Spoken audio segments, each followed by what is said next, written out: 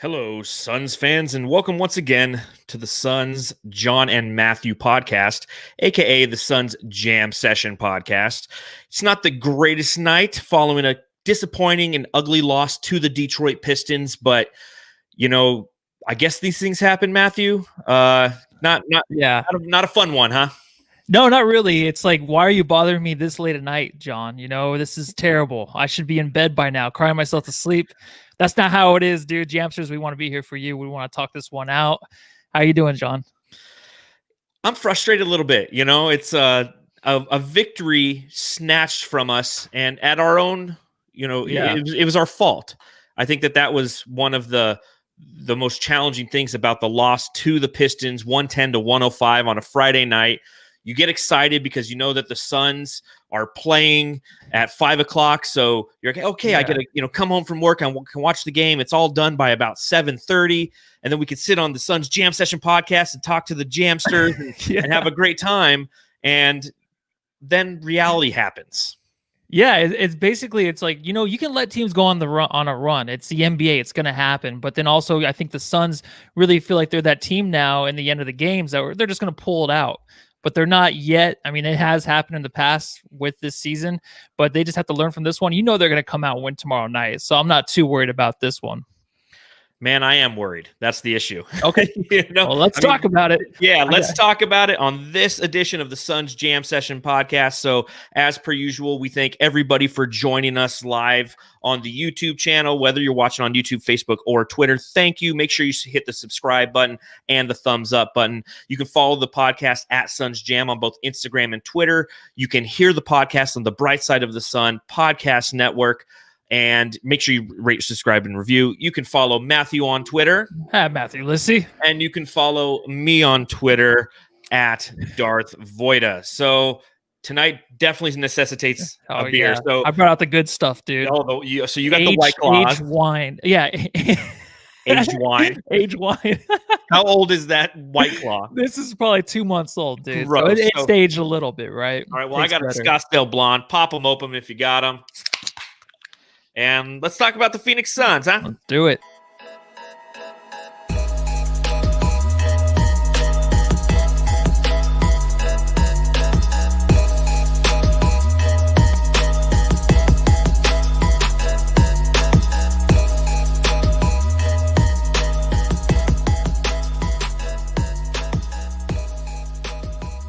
So the Suns lose ugly, unfortunately, on Friday night. Going up to the Motor City, playing the Detroit Pistons, and losing by a score of 110-105 in overtime, the first overtime game. And Matthew, just kind of give me your initial thoughts, and then we'll go from there. Okay, yeah, I just want to say I was waiting for that one player to step up tonight. It was a little too late. It was Devin Booker who tried to take it over too late. I think the Pistons knew it was almost over, and it was too late for the Suns. I think they were playing an off game. Chris Paul looked a little bit, I'm not going to use the word old, but did you see him, the last one to get up from the group, the second to last timeout? He's the last one sitting there. He looked like he was done for the night. That's the way he looked. That's the way the whole team looked. Saric, bad game, not his best. And you have Galloway pretty much leading the team in points, where he scored them all in the second quarter. So it was just, no one could get it going tonight, dude. And tell me why. I have no idea why. What was strange is they look like a team, as they are the best in the West with, record-wise, going against the least in the East record-wise in the Detroit Pistons. They look like they were a team that was on the back end of a back-to-back, not the first game of a back-to-back. And typically, what does that mean? And we'll experience this tonight as the Suns play the Pacers. But if you're playing a back-to-back, typically you come out firing in the first half, and you're trying to post a substantial lead and hope that you can kind of coast in that third and fourth quarter, knowing that you're tired, that your veteran and your starting team is tired.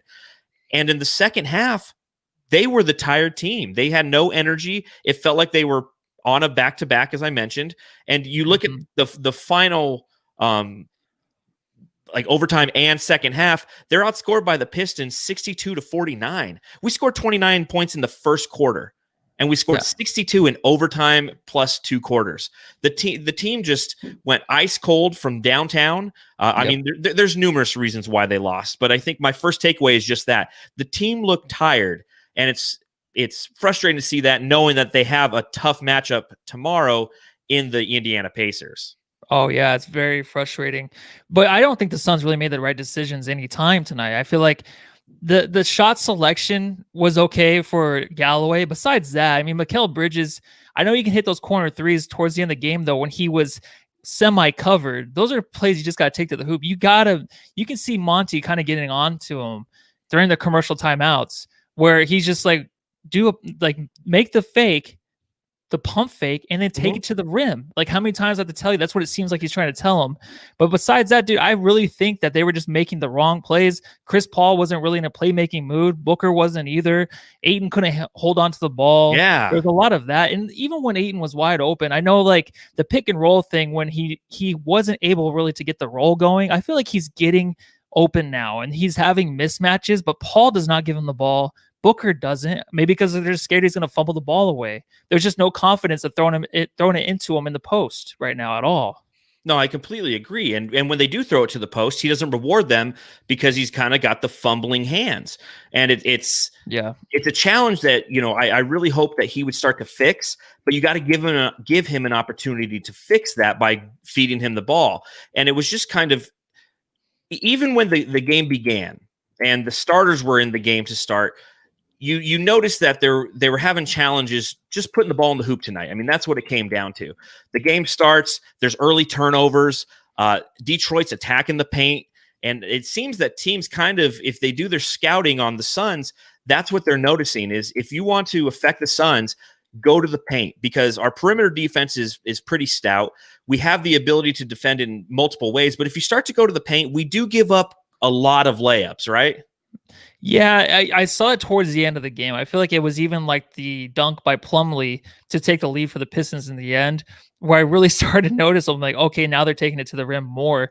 They were getting to the rim, but they were also not finishing the Pistons, and they weren't getting calls either for fouls. So a lot of the times they would take the ball to the hoop, try to, like, it was either Derrick Rose, whoever wanted to take it to the rim was doing that. We were kind of just putting our hands up and taking them as they came. But besides that, they were actually not getting the calls, I feel like. That's a running theme for the Suns this year. They need to find a way, somehow, to force the issue in the paint on offense themselves and put the opposition in foul trouble. That's what really started to the downfall in the third quarter. Is the Suns are up. They're up, I believe it was 9 or 10 points. And with just how many minutes were left in the third?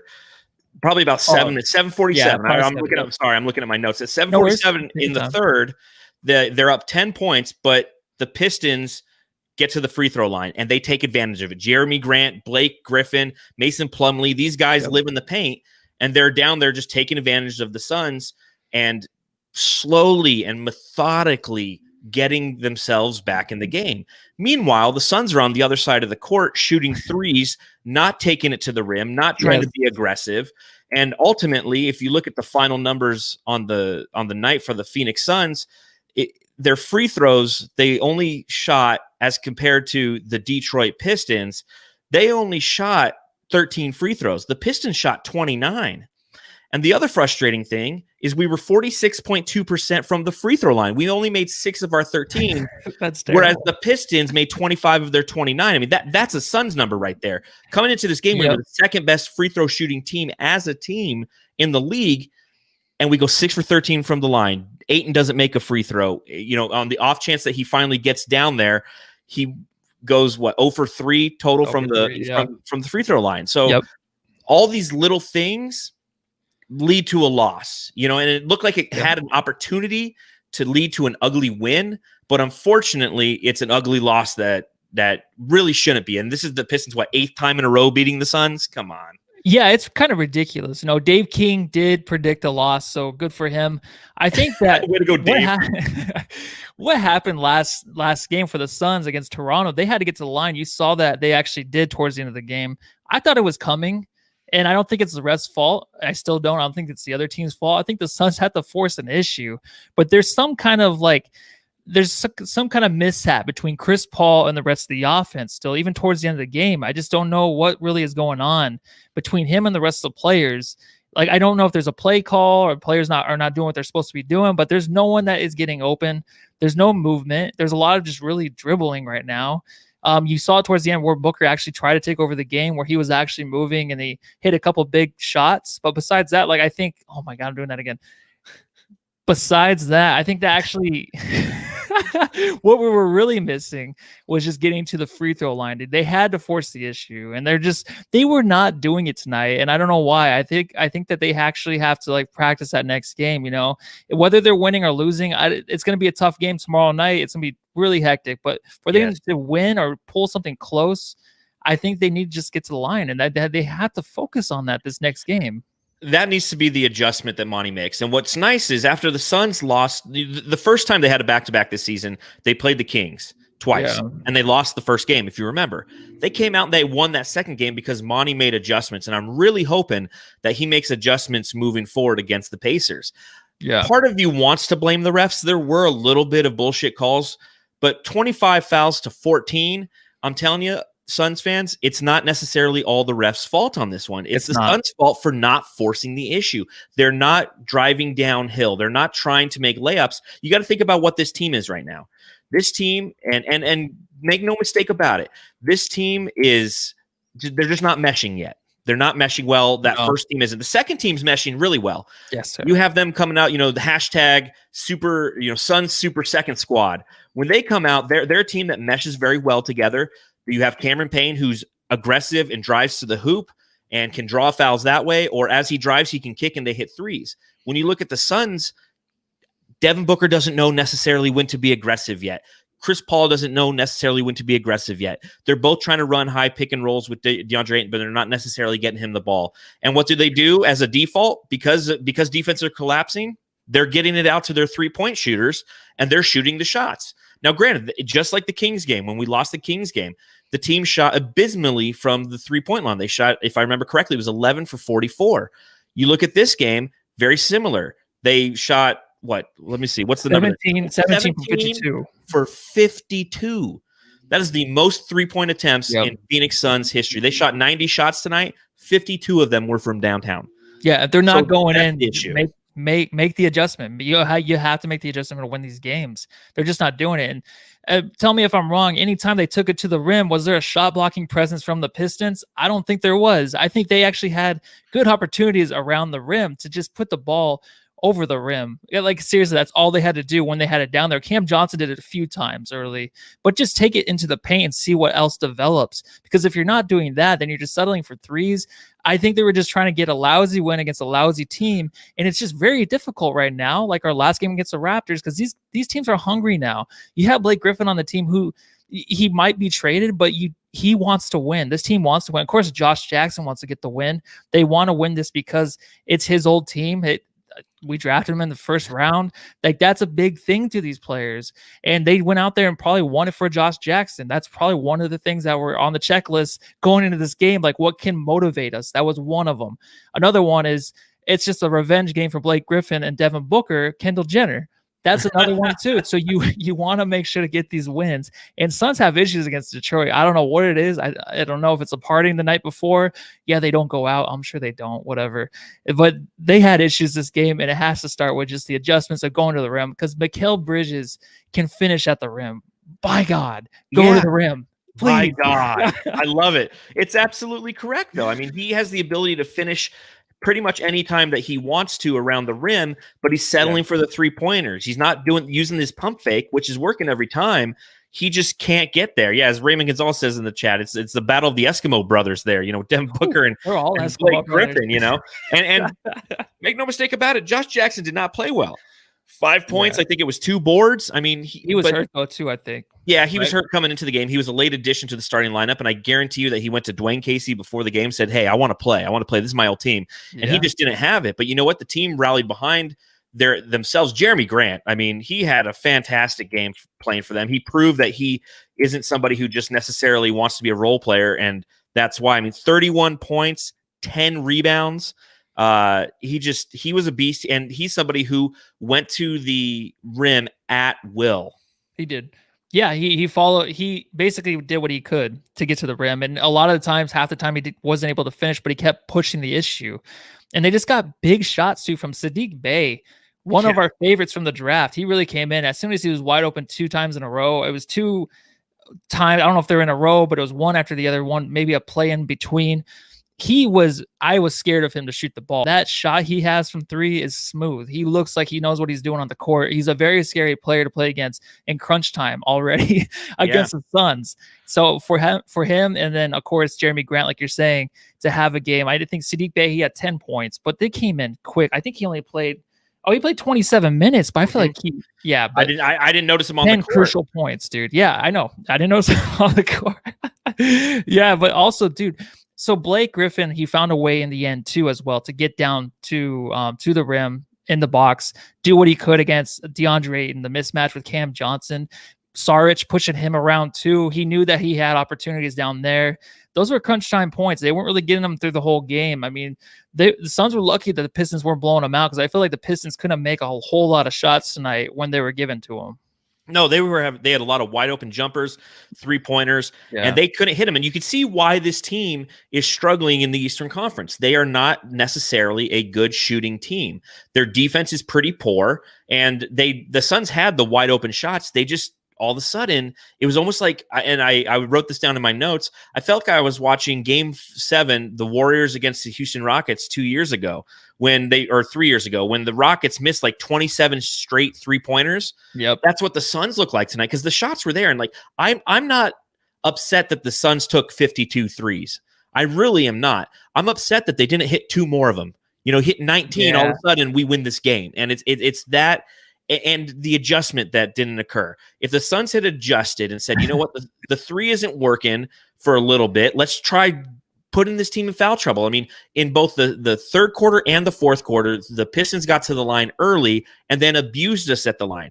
Blake Griffin ends with 16 points, 12 rebounds, and unfortunately, he had how many free throws attempts? He had 6. Jeremy Grant had 11, and Plumlee had 8. That's their interior. It's not like they had guards cutting into the paint and drawing fouls. All they would do is dump it inside and get fouled, or get an offensive rebound and get fouled. And the Suns didn't make that adjustment. And that's the frustration I feel that a lot of Suns Nation is feeling. Yeah, and you know who's a really good fouler is Jay Crowder. Actually, he is fantastic at it. He had 5 tonight. He wasn't playing in the end of the fourth. Cam took his spot, and it looked pretty good, dude. I mean, I think Cam kind of held his own, but Jay Crowder, he'll give you a lot of fouls out there. Like, they're legit fouls. I know he gave up 1 and 1, but besides that, if he's gonna foul somebody, then he's gonna make sure that they have the 0% chance to make the shot that they're trying to attempt, and that was basically what he was trying to do. And I think that also, it was nice to see the second unit come in, though, when we needed them. I almost kind of wanted them to finish the game, because for some reason, Javon Carter and and Cameron Payne, Galloway. Yeah, there's Langston Galloway, the sneaky guy that's on the inside that can play interior defense and rebound the ball, team rebounding. He's very, very good at that. But the balls get swatted around, down when it's back and forth between the teams. I just feel like Javon Carter and Cameron Payne find a way to deflect the balls and get them like out in the open for someone else to pick them up. They kept doing that all night, and I love that second unit tonight. Well, look at this. The Suns outscored the Pistons second unit by 15 points. The Suns had 45 points from the bench. The Pistons had 30. You look at the plus minus across the board, everyone who came in off the bench was an A plus for the Suns. You had Dario Saric plus 7. Cameron Johnson plus 18. Cameron Payne plus 14. Javon Carter plus 18. Langston Galloway plus 12. Look at the starters. Jay Crowder, -9. Bridges, -23. Ayton, -26. Booker, -17. Chris Paul, -19. The starters just didn't get it done tonight, and that's just what it comes down to. The second team came in, they did their business. They handed the ball off back to the first team unit up 23 points. They let the Pistons go on a 17-2 run to end that first half, and then found themselves only up, I believe it was 9 at halftime. And at the same time, I wrote the piece for Bright Side of the Sun. That's why we're a little late, Jamsters, is I had to write the Yeah, Bright so Side I of was in the the Sun comments piece. like, where you at, Voida? So I had the piece, Yeah, again, I know. I totally this forgot. might be the curse of you and me writing, because I had this whole thing kind of written out. I had this nice ending to the article. It's like, the Suns sucked on getting free throws. They sucked turning the ball over, which we haven't even really necessarily talked about.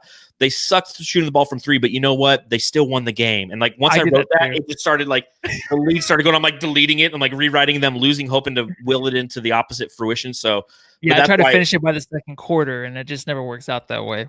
Yeah, it doesn't. It doesn't at all. So, but unfortunately, they lose to the Pistons.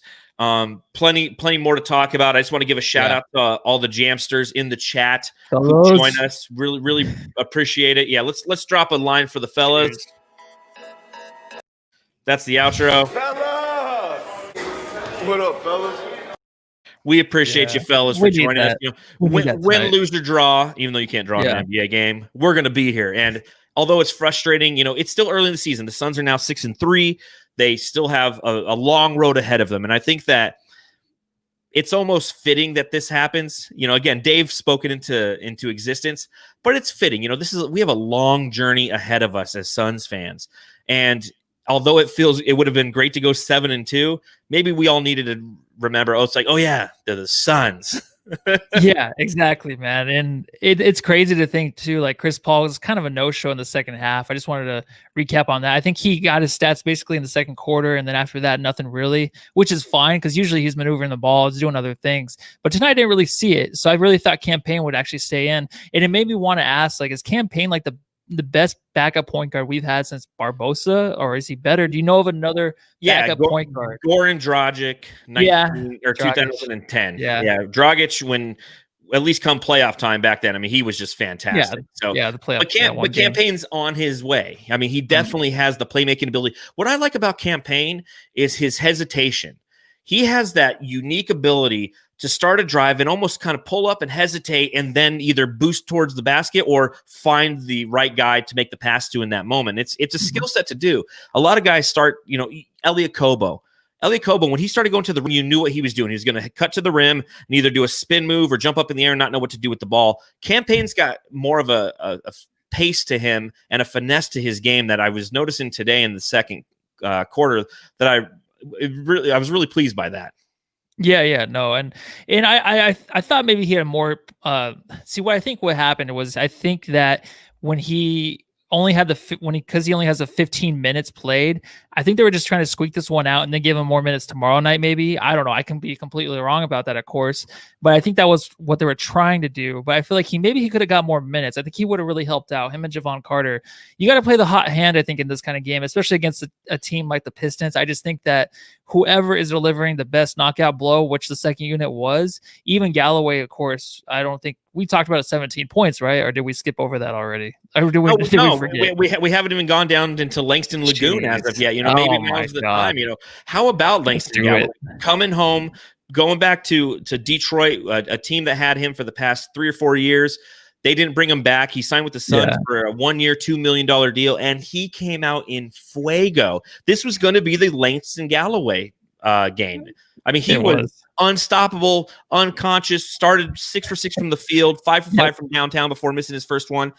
And then he didn't really play in the second half. I mean, you look at his first half, he had 17 points in 9 minutes. Yeah. Okay. He ended with 12 minutes, Matthew.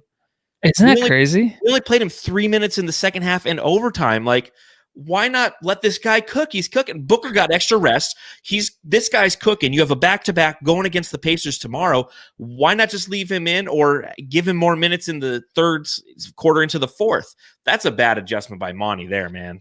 Yeah, I think that was pretty bad because I think they could hold their own against the first unit. I think they were doing a fine job. Like I was saying, they're swatting balls away left and right, just wherever they were standing, And I think that really Langston Galloway, it's crazy to see only the 12 minutes because this is a game I thought that you would just keep him in. And I don't understand why you're trying to rush back the starters and make things more difficult. Obviously, Ayton wasn't really where he needed to be offensively. Defensively, he was fine, of course. He did a pretty solid job. I know the inside scoring it happened, but I don't think all of it was his fault. The switches and stuff, a lot of that was going on. But besides that, I think that, oh my God, I think that Devin Booker really, he wanted to rush back in the game maybe to finish it off because it isn't in Detroit. He wants that win, his hometown.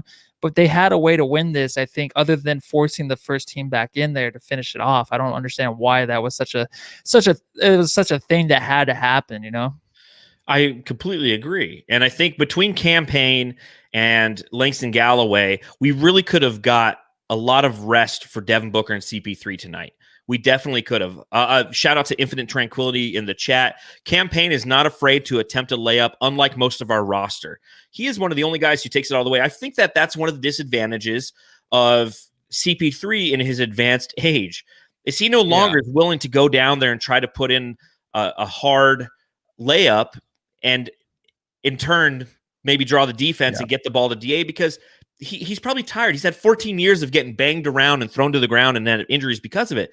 So he starts the pick and roll and he'll pull up. And if DA's not right there, he'll go for the 3 or he'll pass it, or he'll go for the mid-range shot, or he'll pass it out. So we're probably not seeing, we obviously are not seeing Chris Paul at his most effective because of his advanced age. But you have people like Campaign who are willing to go down in there, and I wish more people did. Yeah, I know. Like, he is majestic around the rim. He can like lay it up any other way around the rim, reverse, finger roll, any way you want it, he'll serve it up.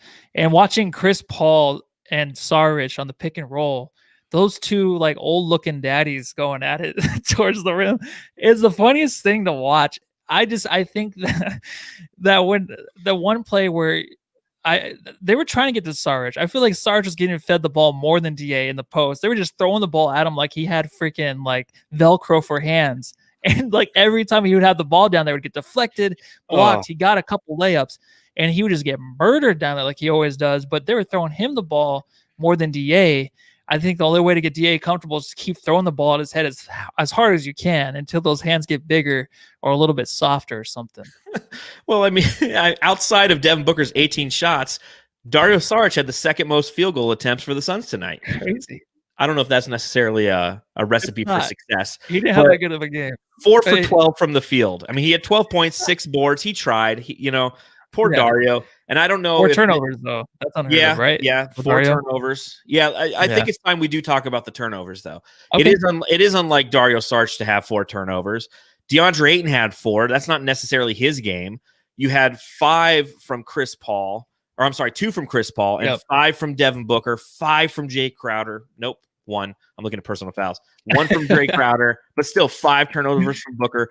That was one of the most interesting things to me is Langston Galloway was on fire in the second quarter. So they pretty much bring back the entire starting group except for Devin Booker because they leave him out there to cook.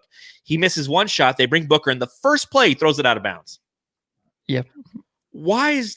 Why is this Why happening? do we turn the ball over so much, man? I don't know. This isn't our one game thing. This isn't like this just happened tonight for the first time. The Phoenix Suns have an affinity for turning the ball over. They're 5th in the league in turnovers. 5th. It's not good. Crazy. You're not going to win games turning the ball over, man. Is it just an out of sync thing? Or, I mean, it has to be. I mean, it's a lot of teams are having a lot of downs this year. The ones we expect to be great, they're just now turning the corner kind of. So maybe this is just our, it's a little bump in the road, but the turnovers overall, the beginning, I think the first 3 or 4 games were off the charts. They kind of held their own the last 3 games. And then now tonight was just back to the basics, back to the beginning where they would just throw the ball out of bounds, just lose the ball from perfect passes off their knees, whatever. That's what they're doing right now. That's what they did tonight. And it was pretty disgusting. Yeah. It's just, take a breath. Trust in Monty, right? Oh yeah. Take a breath. Well, but here's the other thing that you have to realize in the bigger scheme of things. You do look around the association right now, and it is kind of crazy. Okay. The Lakers have lost 3 games. No one probably expected them losing 3 games this early, as have the Clippers. The Knicks are playing very well. So it is, again, I'm gonna take it back to this. It is still early, Suns fans. We still have a long way to go in this season. There's still an opportunity for us to right this ship because it's not really that wrong. I just feel like it was some bad decisions, some bad rotational decisions by Monty tonight, coupled with poor shooting. And we get our 3rd loss of the season in our 8th game. We're 6-3. We're still at the top of the Western Conference. The majority of the Western Conference right now is 4-4. Do we have a tough game against the Pacers? Yes, but following that, we go to Washington, and that's, if somehow we can turn this road trip, and I'd asked you on the last podcast, this road trip, what do we want? 3-0, but we're happy with 2-1. It just always sucks losing the first one. Yeah, it does. It does suck. But plus, you're saying we're going to go to Washington. That's another team that's trying to turn it around too. And I don't think they're a bad squad. So it's like you can't take any game lightly. You can't look too far ahead to say, oh, but if we lose this game, then we'll win the next one. Because right now, you just never know in the NBA. That's why I'm so happy we're 6-3 right now, because we got these wins early and we can build off of it. So we're not in such a big hole. It's not like we're going to end the season at the number one. Well, we might be the number one seed. Who knows? But, it's likely not to happen. Top 3 might happen. That'd be great. That's what I'm shooting for this team. But you have to look at it as these 6 wins were great to start off the season with. A lot of teams are in the hole and too far deep because there's only the 72 games. So we trust in Monty. And I just wanted to hit on something. I heard a podcast really quick. It was the Ringer podcast with Jay Bell. Gosh, I cannot think of his name. Right, former second baseman for the Arizona Diamondbacks. What's he doing on the Ringer? No. Oh my God, I can't even think of his name, man. Oh my gosh, it's a podcast on NBA, the Ringer, the NBA show. Yeah, Raja Bell. Why can't I think of? Oh, that? Yeah. He had the Tim real Duncan ones on there. Yeah, they were asking Tim Duncan when he came into the league, who was the guy on the team that you looked up to the most, who was a leader, and he said Monty Williams. That was one of the guys. His 3rd year in the league, Monty Williams. So I just wanted to bring that back around to say, I still trust in this guy. You just never stop hearing. It's like endless around the league how much these guys respect Monty. So that's why I'm pretty happy. This is me in a happy state right now, fumbling through my words. I'm feeling pretty great. It's that White Claw. It's aged 7 months. Okay, yeah, it's hitting my liver right now. Yeah, you shouldn't drink White Claws like that. Dude, White Claw's a summer drink, dude. It's January 8th, bro. Like, lay off the claw. Ain't no laws when you're drinking claws. There's a law. Don't drink that shit. From spring break last year, dude, Cancun. So, shout out to Suns Geek in the chat. He nails this. Devin Booker's not playing like Devin Booker. No more excuses. This is a pretty true statement now, and I want to go down this avenue. He did end the game with 23 total points, and he did have the 2 steals, the 3 assists, but he had the 5 turnovers. And one thing that I typically do when I talk about Devin Booker is I praise his efficiency. He shot the ball 18 times tonight. 23 points on 18 attempts isn't necessarily efficient. And you saw him come to life and become the Devin Booker that we kind of need in overtime. When our backs were against the wall, that's when Devin Booker started to take over, because for the past 5 years, that's when the Suns, they've had their back against the wall. He's had to take over for 5 years. Right now, he doesn't know how to. He doesn't know how to tap into that gene of I'm taking over this game. Everybody just sit back and watch me. When the Suns are up by 10, he needs to do that. That's another difference in this game. If Devin Booker in the 3rd quarter notices that the Suns are down or up by 10 points and the Detroit Pistons are in foul trouble, or the Suns are in foul trouble and the Pistons are constantly going to the line, he needs to just go, you know what? I'm taking it to the rim hard 3 times in a row, and I'm going to force the issue. I'm going to tip the scales in our favor, and I'm going to put this team on my back. But he's passing out of a lot of those situations. He's not being that killer Booker that we know. And at some point, God, who was it? I think it was Zona Sports on Bright Side of the Sun today, who wrote the article pertaining to Devin Booker's not right, but that's okay. There's a lot of truth to that. Yeah, it was Zona Sports. Devin Booker hasn't been himself, and that's just fine. There's truth to that, but we all know that once the Suns start to lose, we all start to look over at Devin Booker and be like, where have you been? Because he hasn't been there yet. And again, 23 points today, that'll probably put his scoring average on the year around 21.5. But he hasn't had that killer instinct when we need him to. And we don't need him to have a killer instinct at the end of the game when we're losing. We need it when we're up 10. Push that thing to 8 or 18. Yeah. That's what we need from him. Yeah, I missed the Booker getting to his spots, and you can see that he was doing that in the end of the game, and he could have started that way earlier, like you were saying, because anytime they took it to the rim, they could get there, but anytime Booker would want to get to his spot, I feel like he could, if not, find the right the right guy who's going to be open. And he wasn't there tonight. And that's why I trusted him tomorrow night just to really bring in, try to take over. And then at the end of the podcast, when we lose, be like, you know what, Booker, you should have passed the ball more. You should have shot from half court, done something different, you know? No, just joking. Damned if you do, damned if you don't if we lose, true. Booker. He hasn't looked the same. We've said it even when we were winning. There's something different with him, but he will eventually get it, right? I mean, he's determined to be the best player in the NBA, and he'll be close if he keeps playing the way he is in the bubble. But this year, it's just something's a little bit off. He's hit some big shots, though. I'm not going to say that this year. He's hit some big shots, but he's not the same Devin Booker right now. Of course, when his back's against the wall, he can hit those big shots. He needs to figure out how to mentally put himself against the wall when we're up 10, like I said. We've talked about it multiple times on this podcast. Something is different about Booker, and I really feel I'll take it back to what I stated earlier. The first team offense just isn't meshing well. They don't have it down to a science yet, and I feel a lot of that is because Chris Paul's not rolling to the basket all the way. DeAndre Ayton's hands are fumbly sometimes on offense. He doesn't dunk through the cylinder and get those and ones, which I know drives everybody crazy. And I think I've seen like 40 people talk about it in the chat. I don't necessarily care. 2 points is 2 points. Mm-hmm. But if you don't have that pick and roll working and the 3-pointers aren't falling, we become very predictable on first team offense, and you could just kind of hang out at the line. So hit your shots, obviously, and win. I mean, that's not like a revelation or anything, but it's the truth. Yeah. You hit your shots and you win, and then we're all happy. Floppy Sock 44. I miss Bubble Book. I just love that name. Floppy Bubble Book 44. Floppy Bubble Book. For DA though, I mean, what was this one? Sorry. Go ahead. I was going to say for DA, his comments too about, I don't want to be the offense. Basically, I'm going to defer. There's a lot of people that can shoot on here.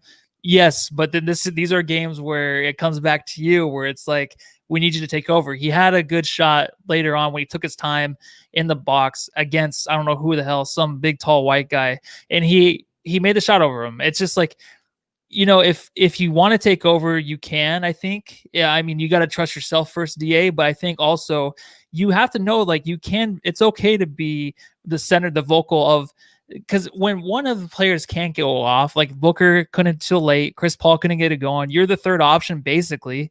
Mikal Bridges, maybe, but DA is the third option, and we just needed him to step up tonight offensively. I know he was passing, he was deferring. He did a couple air screens. He did like an air screen to the corner 3. Did you see that earlier? Where he was trying to get the corner guys open for 3. He was not screening anybody. He was standing there screening nobody. So that's the first air screen I've ever seen in my life. He's waiting for somebody to run across the court to run into him. Yeah, I guess so, but there was no one there at all. And it's just things like that are cute. They're cool. But, when the ball's thrown, you just throw the ball down. And he had that putback dunk where I actually jumped off my couch a little bit. I was like, hell yeah, that's why we love the dunk, because it gets the fans, gets everybody going. Yeah. It gets the people going, dude. Yeah, all the fans in the arena up there in Detroit, huh? Yeah. I'm kidding. But but you hit on what we've been talking about from every different angle. Like, who's willing to step up on this team? Is it Devin Booker too late? Chris Paul didn't step up. DeAndre Ayton didn't step up. Devin Booker didn't step up until it was too late. That's the issue with this team. The second team is playing amazing. They're handing you a lead every time. Every time when the Suns are down big to the Clippers, what happens? The second team gets them back in the game. When the Suns are playing anybody else, they get them a lead. And then the first team, they have to maintain that lead. The same thing happened against Denver, but we won that game. This game reminded me of the Denver game so much on New Year's Eve, where the Suns are up big, they're cruising. I think I was writing about it. Yeah, you were. Yeah, I was writing about that one for Bright Side of the Sun as well. Copy and pasted it. And then all of a sudden, what happens? They start to give it up. The second team gets them up, and the first team lets them back in it. And that needs to be something that Monty needs to talk to this team and be like, listen, guys, we know that Chris Paul's the vocal leader of this team, but who's going to lead with their play? When is Devin Booker just going to be like, start running some off screens for him? Turn him into Klay Thompson. You can with this team. You've got the ability to do so. He doesn't need to be the dominant ball handler when Chris Paul's on the court. Turn him into Klay Thompson. Have him come off some curl-off screens and just start chucking up 3-pointers. I want to see Devin Booker score at will. And they're too tentative on offense. They're still trying to figure each other out and figure out the chemistry. And what's the easy solution? And that's been working for them thus far this season. Throw it out to the 3-point line, Jay Crowder. Throw it out to the 3-point line, Mikal Bridges. Throw it out to the 3-point line, Cam Johnson coming in off the bench. I mean, that's worked thus far this season. But it's not going to work every night because when that 3 ball isn't there, you need to go to plan B and C. Plan B might be the pick and roll with Ayton. That wasn't working tonight. Plan C might be, trying to run those screen and rolls for Devin Booker, and they're not trying those things. So there's so many more opportunities with this offense. And don't worry, we are now officially 10% of the way through the NBA season. We're probably at about 13% or 11%, somewhere in there. Let's just go 12. And we have a long ways to go, and these guys are still learning how to play with each other. So it does suck to lose to Detroit. It sucks just as bad as it did last year on February 28th. And then the next night, February 29th, we lost to the Warriors, and my truck got broken into. So let's not go. Oh, my God, dude. Let's not. If we lose to the Pacers, I'll be pissed. But someone better not break into my truck tomorrow night. I'll be really pissed. Just don't keep anything in there, man. Take your cigarettes out and your lighter. Just make sure that those are inside safely. Okay, yeah, because that's all that matters. Smokes? No, John doesn't smoke. John used to smoke for years and years and years, and John quit. Yeah. I'm a military guy. When you go to basic training, they issue your uniform, they shave your head, and they hand you a pack of cigarettes and like, light up, boy. Yeah, I was just trying to get you in trouble with the old ball and chain over there. Just kidding. Yeah. She don't care. Who in this game would you give your jam star of the game to, Matthew? Oh, and if you're in the chat, who do you give the jam star of the game to? Yeah, Jamsters. Galloway, right? It has to be Galloway. God, simple as that. If the game ended at halftime, yeah. Yeah, but who else would you give it to? Booker, because he ended the game pretty well. Who looked the best out there tonight? I think it's got to be Galloway. Yeah, he was the only one that was consistent. He was consistent until the second half, but what else do you want from him, really? I mean, I would have played him more minutes, but it's insane how he just seriously only played the 12 minutes and then that's it. So I'm going to give it to him just because he was a leading scorer going into overtime, I think. Yeah, and Devin Booker finally decided to show up after that, and it looks like everyone in the chat is agreeing. Langston Lagoon. Yeah, Langston Lagoon. Yeah, and Andy Buckland got it right. I'm giving it to Grant. Grant Hill? Yeah, no, Jeremy Grant. Oh, okay. He doesn't play for the Suns, but that guy looked amazing today, man. He was okay. He had the right game plan, He said, "I'm going to take it to the hoop and try to stop me," and no one could. What surprised me is the Suns. So we talk about this a lot on the Suns Jam Session podcast. Is we talk about how the Suns, whenever a guy on the other team is heating up, or dare I say, he's on fire, we never double team him. Ever. Yeah. Whoever the guy is on fire, we never throw a double team at him. With the length that we have, with the size that we have, we know Jeremy Grant's going to get the ball on the outside and run towards the rim. They haven't hit any shots from the outside all night, and yet we just let him, no, come right in, man. Run into DA, get a foul. Start doubling. We got to start doubling more, man. Yeah, no, I agree with you too. I mean, we said that the last time they lost to the Clippers. Why don't you double Paul George? You said that they did. I think they tried to. A little bit. Yeah, but you got to consistently do it. I don't think I'm going to be honest. Jeremy Grant, his numbers look good, but I feel like he was just unstoppable at the end of the fourth going into the overtime. That's what I saw. I just feel like he wasn't too effective really the whole game as a whole, but I don't know. Maybe I'm blind. I don't know. I did take an early lunch today. Halftime, I left a minute early to go grab some food because it was the only time I had. So maybe I missed something you guys saw. But in the first half, he was 3 for 3 from the field, 2 for 2 from downtown, and 2 for 3 from the free throw line. So that was his 10 points. And I noticed it right off the bat. Him and DeLon Wright came out and were like, "Listen, we're just attacking." And they scored the first 11 points for the Pistons. It was just DeLon Wright and Jeremy Grant.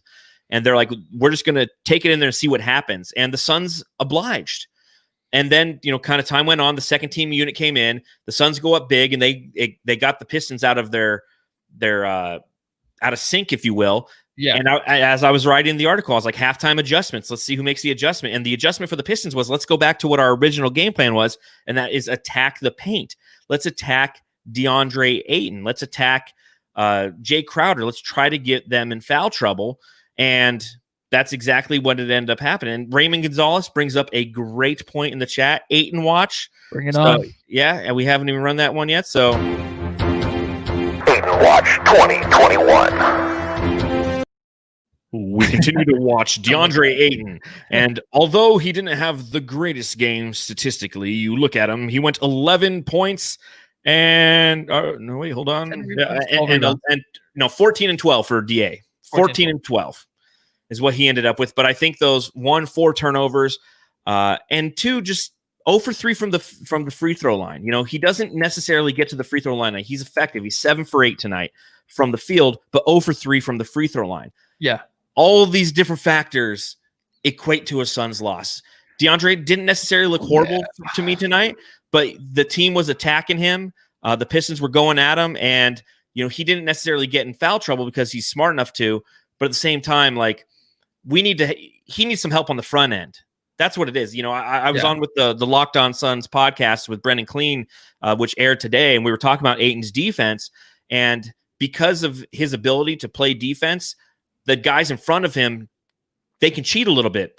Well, they were cheating a little too much tonight. They were letting Jeremy Grant come down the lane anytime he wanted, and then DA is the only guy who's left. So that's my Ayton watch. Yeah, and there really wasn't any help. You're spot on. You hit the nail on the head with that one, dude. And I really think that DA needed to be, this is the next step he needs to take. I don't care if he wants to defer at all, but when he takes his time down low, and they're just going to cover him with one guy. No one's going to double team him right now until his stats are popping out of the stat sheet, you know, until they see like, oh, he's averaging 20, 21 points a game. He's just hitting from all angles. Until that happens, you have the advantage, DeAndre, and really to play your own game and take your time down there. When he is taking his time, very efficient. I feel like he's 100% when he takes his time. And like my dad always says, take your time. Don't forget your car keys and your wallet and stuff like that. But besides that, I think, oh my God, just freaking end this podcast. I was waiting for besides that. Dude, I am trying. You know, I think the more I talk about it, the more I'm going to do. That was 4 times today. So, well, you're the only one counting, but whatever. But here, let's just throw that up there. Besides that, the Suns are now going to have to go tomorrow to Indiana and play the Indiana Pacers. 5 p.m. on a Saturday. They're going against a team that is currently 6-2, and although they're 6-2, that puts them second in the Eastern Conference. So we should be first or second or third after tonight's game. This is a quality team that we're going up against. Okay, Domantas Sabonis, I mentioned it on the last podcast. The guy's a beast. Points per game, they're 8th in the league. They're 10th in opposing points per game. They're a team that is second in the league in steals per game.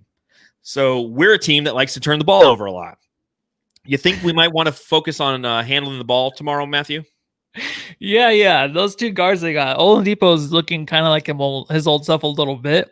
Malcolm Brogdon, I've always loved that guy. That guy, you and me both. I wish the Suns, I loved him. I mean, his 3rd year in the league, I thought he was fantastic. He should be an all-star this year. So far, he's been playing great ball. And the front court or the back court for them is just something that CP3 and Devin Booker should save their energy for tomorrow night to put up with that stuff, because it's going to be very difficult for them to score on and to hold them at will too, as well, to be just like that front line basically. But I don't know, man, it's going to be the toughest matchup, the most scared matchup.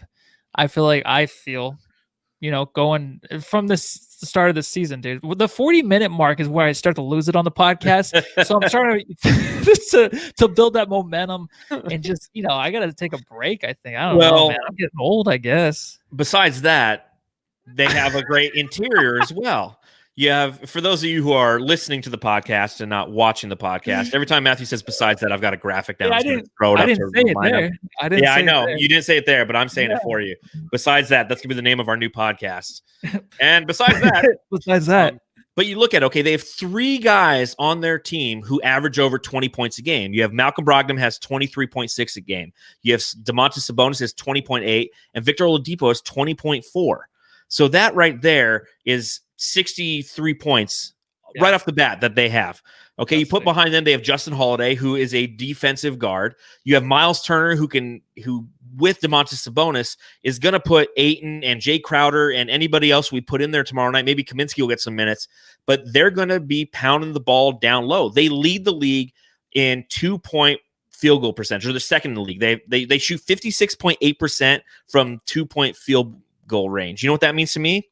They put the ball in close to the basket. They're not a bunch of mid-range shooters. They're guys who pound the ball down low and try to abuse you. That's what the Pacers are going to do to the Suns tomorrow night. The Suns need to come up with some sort of game plan on avoiding that. Now, granted, they're number 1 in the league in giving up 3-point attempts and 5th in the league in 3-point attempts made. So what happened tonight might just happen again tomorrow night, because the Suns are going to shoot a shit ton of threes tomorrow because they'll be open. The perimeter defense for the Indiana Pacers isn't necessarily elite, and they're going to try to pound the ball inside because that's where they are elite.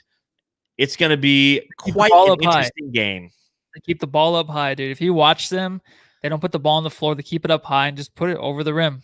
I mean, they're that dominant to where they can do that, and they're a smart, genius team, and they're without TJ Warren, who is a black hole on their offense, and you just see it. The team plays better without him. A lot of teams do that. That's why we don't have Josh Jackson or TJ Warren on this team, because you see how they play in a team environment, which is not a team-friendly player. And I like what Vikings TW says. Got to make threes. This team is so capable. That's how we're going to have to beat them tomorrow, is we're going to have to make threes. We're going to have to near that 20 threes made mark. You make 20 threes tomorrow, that's 60 points. Now you've matched Sabonis, Oladipo, and Brogdon. So it'll be very interesting to see how the Suns perform tomorrow as they go into Indiana. And, you know, it's going to be tough, man. I don't want to go 0-2 to start this road trip, knowing that the Wizards are a hungry team right behind them with Russell Westbrook, a guy who likes to force the issue inside as well. And, you know, I think it comes back to a couple different things. I'll end this podcast where I started it. The Suns need to force the issue on the interior. They need to play downhill. That is really going to solve a lot of things. That slows the momentum down. That slows the pace of the game down. And they're already one of the slowest team in the league when it comes to pace. Slow it down even more. Okay? Attack that interior, because if you attack the interior, those guys are going to continue to be wide open. We got to stop passing out of it. We've got to go up into those guys. I can't tell you how many times DeAndre Ayton had the ball, and if he went up, he probably could have got fouled, but he opts to pass out. And we need to change that philosophy. And I hope that Monty Williams.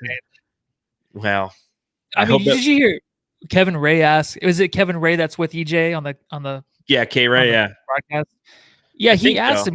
He's like, so we always talk about this when you're talking about how do you change DeAndre Ayton to be, you know, more physical, someone that dunks, that player. How do you change them? It's just, I don't remember EJ's answer because I think I was eating a chalupa or something. But it's just like Club Chalupa's back. You got to start asking that question of when is it actually going to happen, and it's never going to happen. That's the answer. It's not going to happen this year for a while. So, I mean, he's hit some big shots too in the beginning of the season, but it just takes him a while to get going, and we need him in this game to be physical. But I just don't think it's going to happen. I'm sorry, I'm not trying to be a Debbie Downer at all. It's trying to be a realist.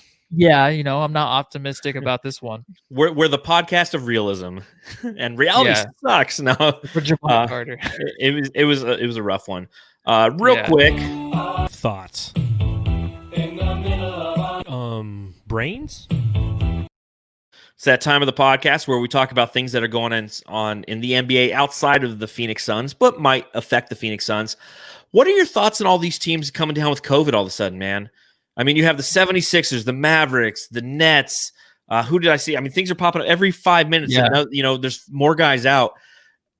Remember that the Suns have yet to be affected by this. That's the other X factor of this season. It's the weird back-to-backs, the weird scheduling, and the fact that COVID's out there, and that's why there's weird scheduling. What are your thoughts on this? Oh, well, you know, that's why these 6 wins are huge because, you know, you never know what's going to happen. I mean, it's inevitable. I think we all predicted that it was going to hit sooner or later, and it has. It's hit hard right now, but it's never going to end really this season until the vaccine, until that comes out, I guess, and prevents it. But we're always going to have a COVID case. There's always going to be somebody that's going to be pulled into a room and spend 10 days in there, while they serve him food or something. I don't know how they do it, but once these guys are tested positive, they pull them into a different room, and just like, I think the room is taken by a crane and moved to their house or something. And that's how they get them out of there, and it stops the virus. But it's inevitable, right, John? This is going to happen no matter Don't trust what. you because you're I'm clearly gonna not a blast- scientist. Yeah, but I didn't want to say that. So I think Well, you guys can tell I'm not a scientist, right? Yeah, I hope not. I mean, all those White Claws. I mean, geez. Raymond Yeah, it's Gonzalez gonna be says in the hard, chat, dude. "Damn it, Matthew, put the claw down." So tasty. It's not even that tasty. Oh no, it's mango. It's like the worst flavor. White That's why Claw they're is a still in the bad fridge. choice. Amen. That's why you go with a delicious Scottsdale blonde. Yeah, you're so beautiful over there. I can't complain. Yeah, it's going to be tough because that's going to be another thing that has yet to affect the Suns, and at some point is going to.